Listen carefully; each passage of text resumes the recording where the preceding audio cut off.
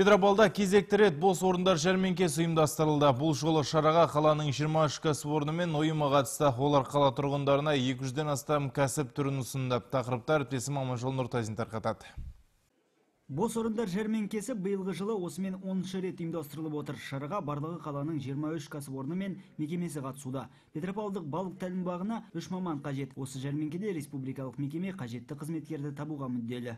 Требуется главный рыбовод. Мекемемізге бас балық өсіруші, инженер гидрохимик және интеолог қажет. Мамандардың жоғары немесе орта кәсіби білімі болуы қажет. Еңбек өтілі кем дегенде 3 жыл болуы шарт. Әзірге бізге қажетті қызметкерді тапқан жоқпыз. Бұл жолғы бос орындар жәрмеңкесінде тұрғындарға 200-ден астам мамандық ұсынылды. Шараны қалалық жұмыспен қамту және әлеуметтік бағдарламалар бөлімі ұйымдастырып отыр. По итогам 9 ярмарок вакансий. Өткен екі соңғы жәрмеңке прокуратура органдарымен бірлесе ұйымдастырылған болатын. Бұл жолы шараны біздің бөліміміз өткізіп отыр. Мақсаты жұмыссыздардың санын азайтып, кәсіпорындарға білікті мамандарды тарту. Көбіне мұғалімдер, медицина және техникалық салаға қызметкерлер қажет. Өткен 9 бос орындар жәрмеңкесінің қорытындысы бойынша 225 қала тұрғыны тұрақты жұмыс орнымен қамтылды. Сондай-ақ 17 азамат қайта даярлық курстарына жіберілсе, 80 адам қоғамдық жұмыстарға тартылды. Аманжол Нұртазин, Орал Амренов, ақпарат.